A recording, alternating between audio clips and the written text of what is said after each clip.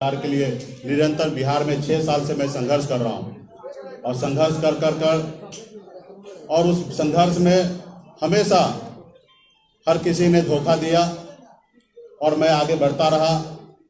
2018 में हमने एक पॉलिटिकल पार्टी बनाया।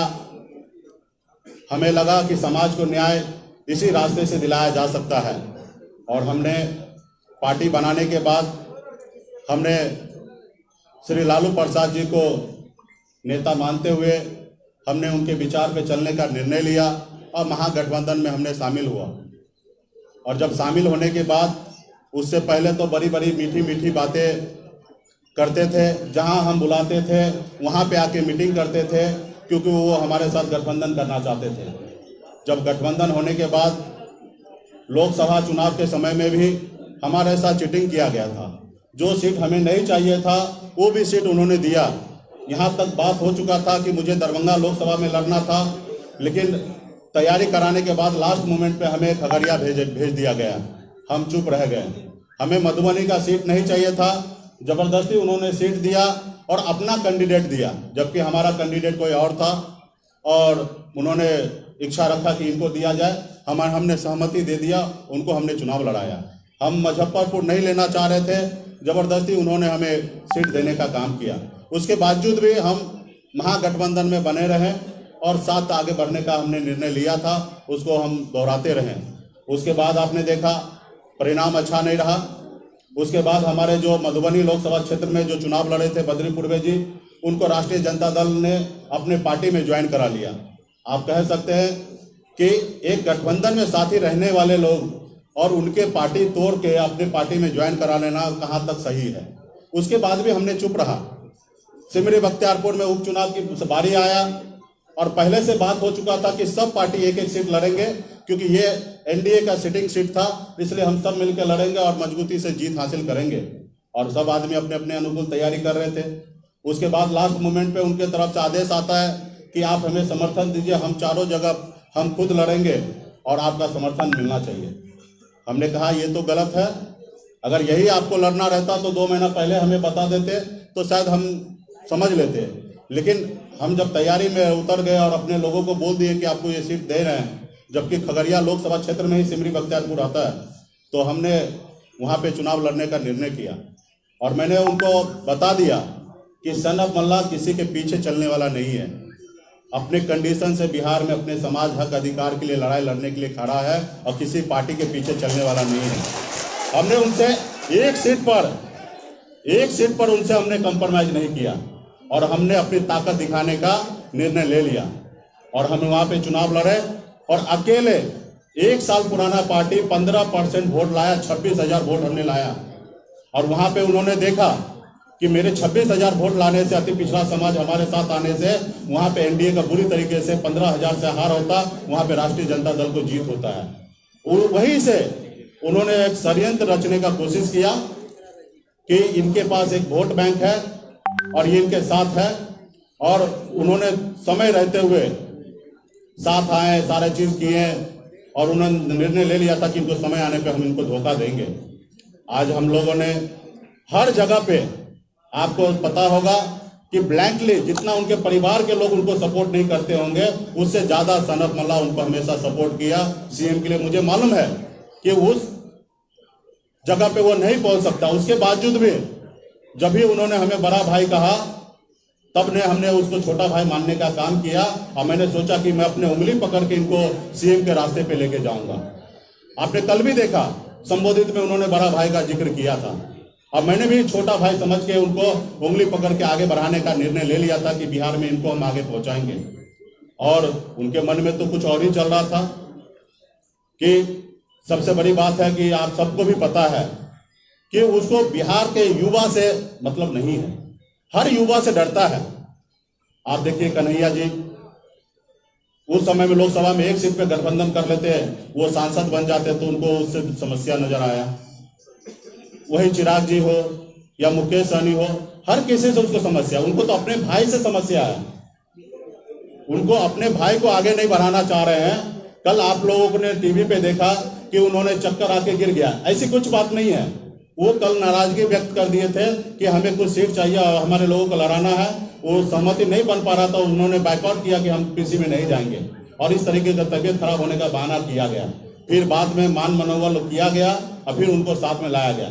सच्चाई ये था, क्योंकि मैं कल 12:30 बजे से 10 नंबर बंगले पे ही था और मैंने देखा, जब मैं गया था तभी मैंने देखा, हम तेज प्रताप जी से मिले। उसके बाद जब सहमति बन गया तो लास्ट में भी जब तेज प्रताप जी आए तो उनसे हमने मिला। अब बहुत व्यवहारिक लोग हैं तेज प्रताप जी, लेकिन वो अपने भाई को जब पीछे रखने का कोशिश कर रहा तो भला अति पिछड़ा का बेटा, मल्ला का बेटा, वो कैसे आगे लाएंगे। आज वो देख रहे हैं कि बिहार में अति पिछड़ा का उभरते हुए सितारा सनत मल्ला है। कल अगर ये अपने पैर को जमा लेंगे तो हमें आने वाले समय में राजनीति करना बहुत कठिन हो जाएगा। और इसलिए उन्होंने साथ रख के 2 दिन पहले, कल से 2 दिन पहले जब मैं फिर 10 नंबर में गया था, बहुत सारे बातें हुआ। उन्होंने खुद बोला कि आप कहां से चुनाव लड़ रहे हैं, चुनाव नहीं लड़िएगा तो डिप्टी सीएम कैसे बनिएगा। तो हमने बोला कि कहीं से लड़ लेंगे। उसके बाद जब गिनती हो रहा था कि 65 सीट कांग्रेस को देना है, वाम दल को 27 सीट देना है, 3 सीट हम झारखंड मुक्ति मोर्चा को देना है, 25 सीट आपको देना है, फिर हमारे पास बचेगा कितना है। तो हमने कहा आधा सीट बच रहा है, 123 सीट बच रहा है, काफी है। पिछली बार तो अब 100 सीट में लड़े थे। जब ये सारे बातें 2 दिन पूर्व में ही उनके आवाज पे हो गया था, उसके बावजूद भी वो मुझे अंधेरे में रखने का कोशिश किया। आपने देखा कि जीतन राम मांझी जी ने दलित का बेटा सिर्फ एक छोटा सा डिमांड रखा था, कोऑर्डिनेशन कमेटी, कि जो भी बात हो सबके बीच में बात हो। उनके मन में पहले से ही था कि हमें लोगों को चीटिंग करना है और 1 to 1 बात करना है। तो वहां पे 1 to 1 बात करेंगे तो निश्चित तौर पे कभी भी किसी को झुठला देंगे। तो जीतन राम मांझी को बात नहीं मान के किस तरीके से उसको बेइज्जत करके बाहर निकाला गया, किस तरीके से उपेंद्र कुशवाहा जी जब केंद्र में मिनिस्टर थे, एनडीए के साथ थे, उनके साथ संबंध करके 5 लोकसभा देने के बाद उनको अपने घर में लाने के बाद उनको किस तरीके से पिछड़ा के बेटा को धक्का मार के बाहर निकाला गया, आप लोग से छुपा हुआ चीज नहीं है। और कहीं ना कहीं मेरे साथ भी वो इसी तरीके से षड्यंत्र रचने का उन्होंने काम करने लगा था। आज कहीं ना कहीं आपने देखा कि सिमरी बख्तियारपुर में मेरे पास जो ताकत था उसको लेके वो समझ रहा था कि इनको लास्ट मोमेंट पे अपने कंडीशन पे, कल भी उन्होंने प्रेस कॉन्फ्रेंस में कहा कि हमारे पास 144 सीट में हम वीआईपी पार्टी को एडजस्ट करेंगे और झारखंड मुक्ति मोर्चा को एडजस्ट करेंगे। मतलब क्लियर था कि आप हमें सीट देना चाहते। जब 2 दिन पहले जो गठबंधन में साथी आए, माले या सीपीआई सीपीएम, उनको आप नंबर दे देते हैं। जब कांग्रेस, आपने देखा कि कांग्रेस से लास्ट मोमेंट पे 70 सीट उनसे बात वादा करने के बाद 58 सीट की बात करने लगा। जब ऐसे नेशनल पार्टी के साथ चीटिंग करने के लिए वो मन बना सकता है तो हमारे जैसे छोटे पार्टी पिछड़ा के बेटा के साथ क्यों नहीं बना सकता है। जब उन्होंने कांग्रेस पार्टी ने एक्शन लेने का कोशिश किया तब उनके सामने में झुका। उनको मालूम है कि मुकेश सहनी अगर एक्शन लेता है तो इसका परिणाम, इसका फल मुझे बेनिफिट में नजर आएगा, तो वो उनके सामने से झुका। आपको मैं बता दूं 2019 में कांग्रेस पार्टी से गठबंधन टूट चुका था, 11 सीट से 9 सीट हो चुका था और गठबंधन कहीं ना कहीं टूट चुका था। मैं वहां पे दिल्ली में रहकर मैंने दोनों तरफ बीच बचाव करके मैंने गठबंधन बरकरार रखने का काम किया था 2019 में। आप उपेंद्र कुशवाहा जी से बात कर सकते हैं या शक्ति सिंह गोयल से बात कर सकते हैं, उसमें मेरा सबसे बड़ा अहम रोल था। अभी भी जब आपस में लड़ाई हो रहा था तो तेजस्वी यादव प्रसाद जी हमको फोन करके कहते हैं कि आप कांग्रेस को टाइट कीजिए। हमारे प्रवक्ता भी आपने देखा होगा कि थोड़ा नसीहत दे दिया कांग्रेस पार्टी की तरफ से। वो तो कोशिश कर रहा था कि मेरे मुंह से बुलाने का कोशिश कर रहा था, लेकिन हमने नहीं बोला। हम आनंद फानन में दिल्ली भाग के गए। उससे पहले हम गए थे, हमने अहमद पटेल साहब से मिला, उनको सारी बात हमने रखा था। उसके बाद 2 दिन के बाद फिर से हम दिल्ली जाते हैं और फिर से हम गोयल जी से मिलकर उनको हम बताते हैं कि अगर 2-4 सीट की बात है तो हमसे ले लीजिए, लेकिन गठबंधन मत तोड़िए, क्योंकि हम लोगों को आगे बढ़ना है।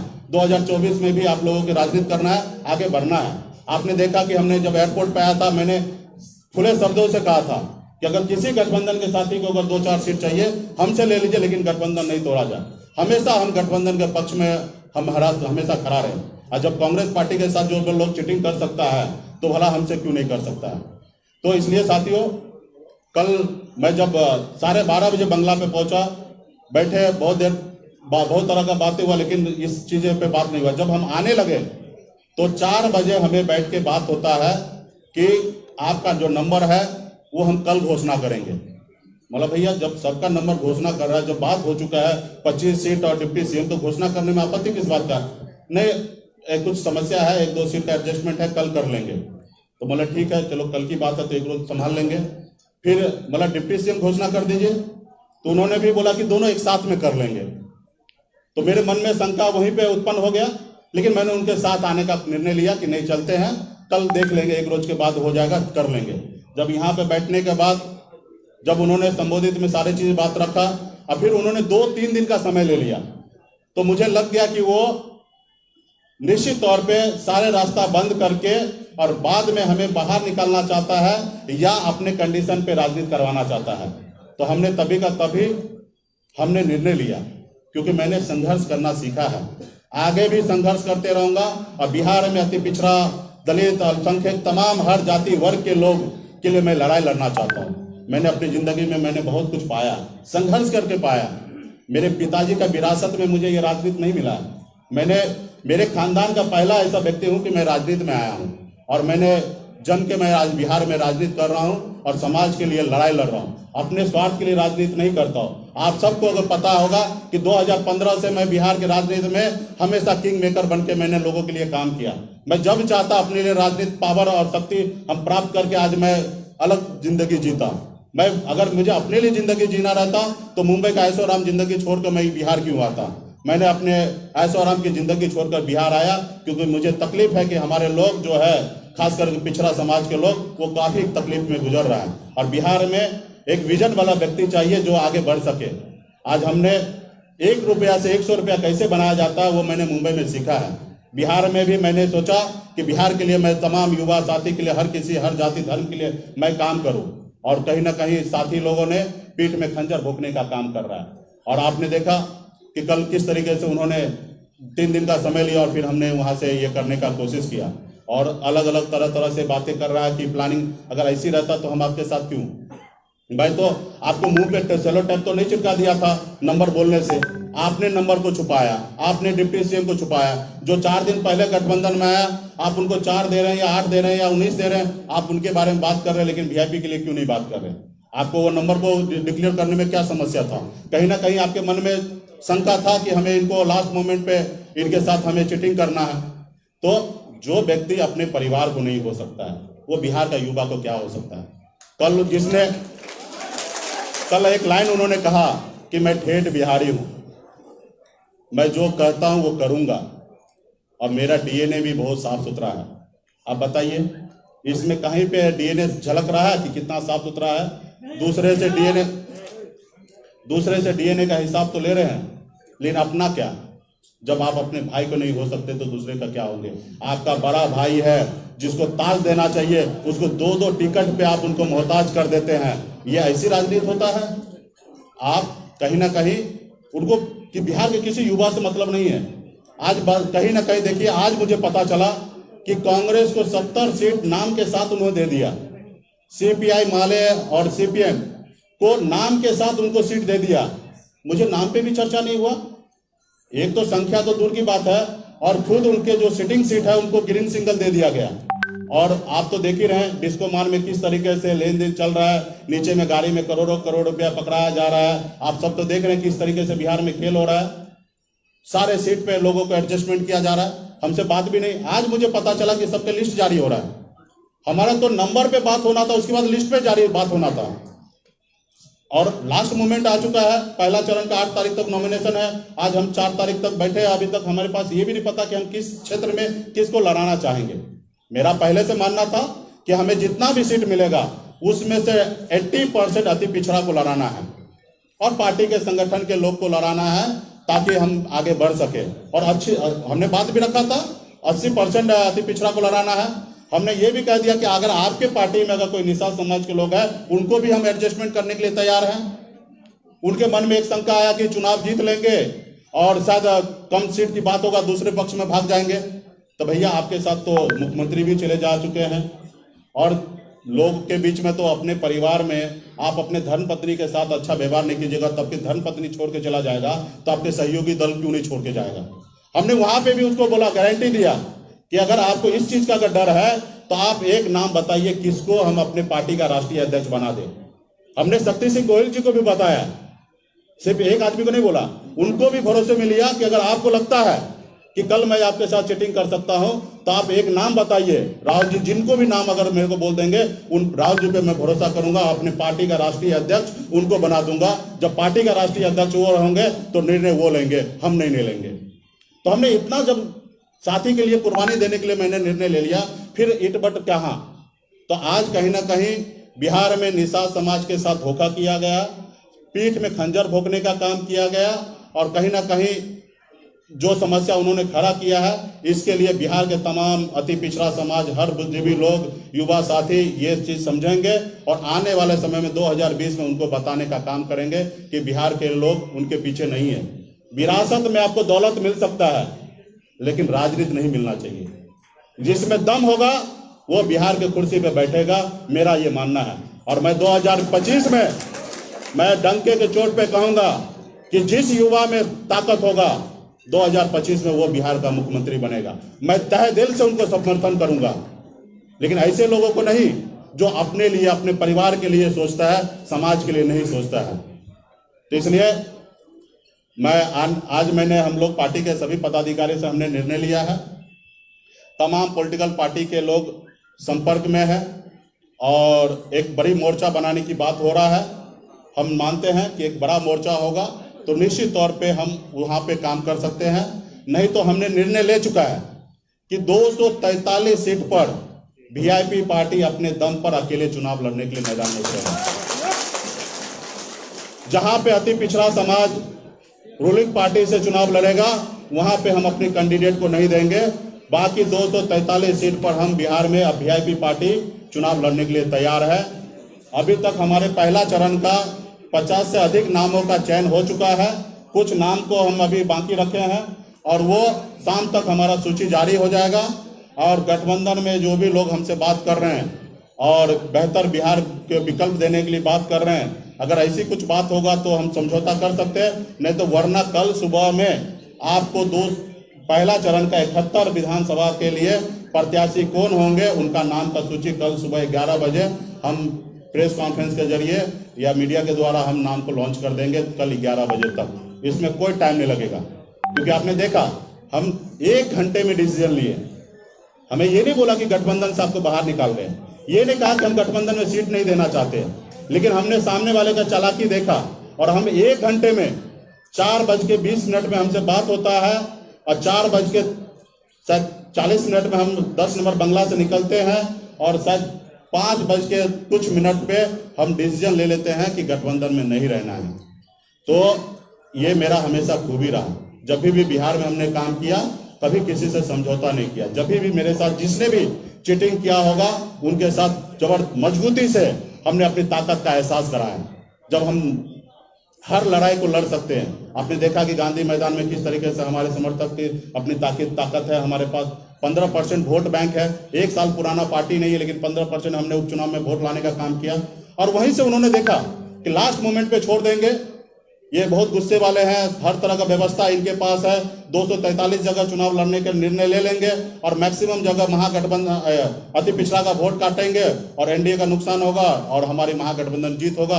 और उन्होंने सोचा कि इनको हम लास्ट मोमेंट पे टक्कर देंगे या अपने कंडीशन पे बात करेंगे। तो इसलिए हमने ये सारे निर्णय ले लिया है और कल तक मैं सारे चीजें को स्पष्ट कर दूंगा।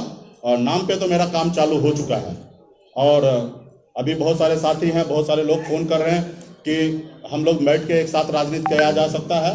तो हम चाहेंगे कि एक बड़ा रणनीति के साथ काम किया जाए, नहीं तो हम 1-2 पार्टी के साथ गठबंधन नहीं करेंगे, हम अपने दम पे अकेले लड़ेंगे। और हम बिहार में निश्चित तौर पे मेरा मानना है कि जिस हिसाब से बिहार में बन चुका है ट्रायंगल चौंगल, मतलब अलग अलग कैंडिडेट हो रहा है, एक विधानसभा में 5-6 रनिंग कैंडिडेट होगा। मुझे लगता है कि 35,000 40,000 जो वोट ले आएगा उनकी जीत हो जाएगा। और 25,000 वोट मेरे पास हर विधानसभा में 25 से 30,000 है और हम अच्छे कैंडिडेट को सिलेक्शन कर रहे हैं। जहां पे 10,000 5,000 उनके पास पर्सनल वोट होगा, निश्चित तौर पर मेरा मानना है कि हमारे बड़े संख्या में पूरे बिहार में कैंडिडेट जीत के आएंगे और निश्चित तौर पे मेरे बगैर किसी का सरकार नहीं बनेंगे, ये हम लोगों का मानना है। और इसके लिए हम लोग आने वाले समय में काम करेंगे। बहुत बहुत धन्यवाद साथियों।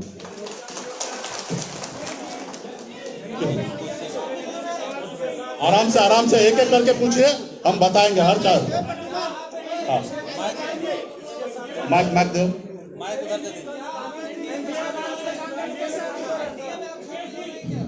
जी नहीं, अभी फिलहाल ऐसी कोई बात नहीं है। हमने रास्ता खोल के रखा है।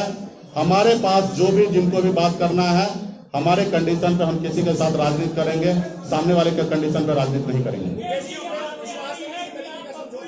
हमारे उपेंद्र जी से बातचीत जारी है।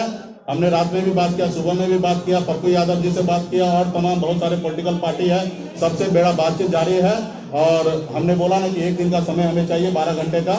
अभी से लेकर 12 घंटे में हमने निर्णय ले लेंगे और कल सुबह में हम अपने पहले लिस्ट हम जारी कर देंगे, या कुछ बात बन सकता है तो हम गठबंधन कर सकते हैं।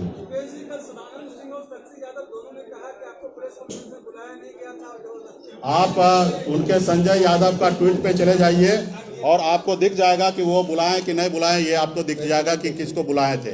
और आपके पास अगर फोटो होगा तो नेम प्लेट में वीआईपी पार्टी का नाम के साथ यहाँ पे लगा हुआ था, आपको पता चल जाएगा कि वो बुलाए थे कि नहीं बुलाए थे। उसके बाद तेजस्वी प्रसाद यादव संबोधित में बड़े भाई मुकेश सहनी करके, और उन्होंने कहा कि हमारे पास जो सीट बचा है उसमें से वीआईपी पार्टी को हम 1-2 दिन में निर्णय लेंगे। तो ये आप सबके सामने की बात है। अभी जो लोग ने गलती किया तो स्वीकार करना चाहिए। गलती हुआ, उन्हें को बिहार के जनता से, पिछड़ा समाज से, निषाद समाज से माफी मांगना चाहिए, ना ही कि बिहार के जनता को गुमराह करना चाहिए। उनसे गलती हुआ, इंसान से गलती हो सकता है। जो इंसान जो सोचे, इसका मतलब यही नहीं कि वो जो सोच रहा है वही सही हो सकता है, गलती हो जाता है, गलती हमसे भी होगा, तो उसका स्वीकार करना चाहिए। उन्होंने कल गलती किया, उसको स्वीकार करना चाहिए। बाकी अभी 50 तरह की बातें कर रहे हैं तो उसका हम क्या कर सकते हैं? 50 तरह की बातें करें। तेजस्वी प्रसाद माफी मांग ले, मैं उनके साथ जिंदगी में कभी राजनीति नहीं कर सकते। राष्ट्रीय जनता दल का नेतृत्व अगर बदलता है, तेज प्रताप जी के अगर हाथ में अगर नेतृत्व जाता है, तो मैं भविष्य में सोचूंगा कि उनके साथ राजनीति करने का। नहीं, मेरे तेज प्रताप जी से इस सबको लेकर कोई बात नहीं होता, लेकिन व्यक्तिगत मेरा उससे अच्छा संबंध है। जब भी मिलता हूँ बहुत अच्छे रिस्पेक्ट के साथ बात करते हैं। उसमें मैंने बहुत सारा बेहतर क्वालिटी देखा है। अभी लोगों को अलग अलग क्वालिटी दिख रहा है। लोग जानबूझ के उनको इस तरीके से प्रेजेंट किया जाता है कि कल जाके ये मेरा जगह ना ले ले, लेकिन सच मायने मैं देखता हूँ कि वो आदमी बहुत ही अच्छे हैं। लोग उन्हें परेशान किया जा रहा है, उनके घर में ही लोग उनको परेशान किया जा रहा है। जब भी राष्ट्रीय जनता दल का नेतृत्व जब तेज प्रताप जी करेंगे तो भविष्य में मैं सोचूंगा। मैं चिराग पासवान जी के साथ भी जा सकता हूं, लेकिन 243 के नाम पे जा सकता हूं, 143 के नाम पे नहीं जाता हूं। ये हमसे क्या पूछ रहे हैं? आप लोग को भी पता है कि बिहार में सच्चाई क्या है, और मैं तो कह रहा हूं कि उनके परिवार के लोग ही उनको परेशान किया जा रहा है। कल 2-3 कैंडिडेट को टिकट नहीं दे सकते हैं आप। जो पार्टी का घर के मालिक है, आप उनको 2-3 टिकट नहीं दे सकते हैं। आप छोटा भाई होके उनके ताज को भी अपने सर पे पहनना चाहते हैं, चलिए कोई बात नहीं, आप उनको 2-3 टिकट नहीं दे सकते। लोकसभा में भी आपने देखा उनका बेचने के लिए क्या खरीद फरोख्त हो रहा है। ये कौन नहीं कर रहा है? अगर राष्ट्रीय जनता दल में कौन नहीं कर रहा है वो मेरे को बता दीजिए कि कौन नहीं कर रहा है। यहाँ डिस्को मान में एक दुकान लग चुका है और ये पूरा बिहार को जग जाहिर है किस तरीके से। जी हाँ, अगर आपको इसकी जानकारी थी कि खरीद हो रहा है, देखिए हम अपनी पार्टी के बारे में बात कर सकते हैं, दूसरे पार्टी के बारे में आंतरिक मामले में हम नहीं जा सकते। हमें बिहार में गठबंधन की राजनीति होता है, हम मानते हैं कि हम अपने दम पे बिहार में विकल्प नहीं दे सकते हैं, तो इसलिए हम लोग समझौता करते हैं कि कुछ जगह आप लड़िए, हम आपको मदद करते हैं, कुछ जगह हम लड़ते हैं, हमें आप मदद कीजिए। उनके पार्टी में क्या चल रहा है इससे मेरा कोई लेना देना नहीं रहता है। लेकिन आपके पास जब भी एलिगेशन लग जाए, इस तरीके से बात आ जाए, तो आप लोग सवाल कभी भी उठा सकते हैं। अभी तो हमने कहा ना कि हम 3 लोकसभा लड़े थे, जहां पे एक जगह मैं खुद लड़ा था, एक जगह हमारे राजभूषण जी लड़े थे, और तीसरे जगह जहां कैंडिडेट था वो मेरा कैंडिडेट नहीं था, वो राष्ट्रीय जनता दल का था। तो अभी तो हमने चुनाव मैदान में उतरा ही नहीं है। जब भी उतरेंगे और आप लोगों के बीच में ऐसी कोई बात होगा तो हमसे सवाल आके कीजिएगा।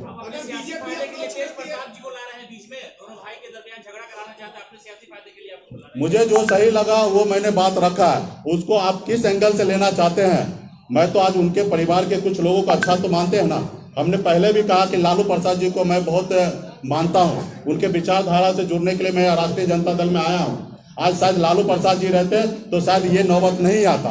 ये हमारे कांग्रेस पार्टी के वरीय पदाधिकारी नेता शक्ति सिंह गोयल जी भी ने इस बात को जाहिर किया। ये बात सच्चाई है कि अगर आदरणीय श्री लालू प्रसाद जी रहते तो इस तरीके की बातें नहीं होता। तो कुछ लोग अच्छे हैं और कुछ लोग गलत हैं, तो उसका तो विरोध होना चाहिए।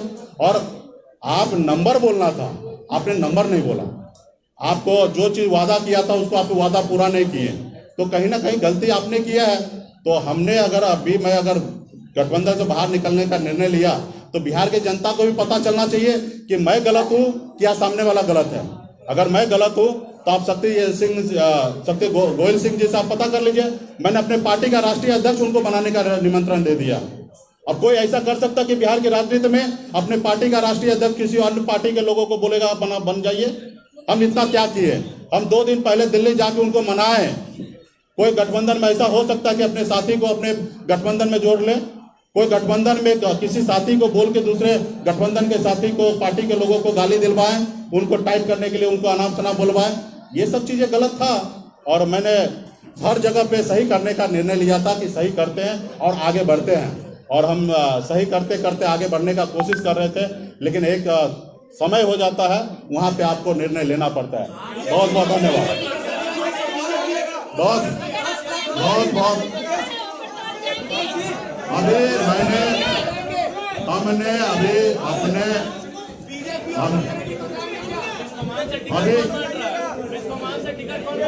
वो सब नाम आप लोगों को पता है। बहुत बहुत धन्यवाद।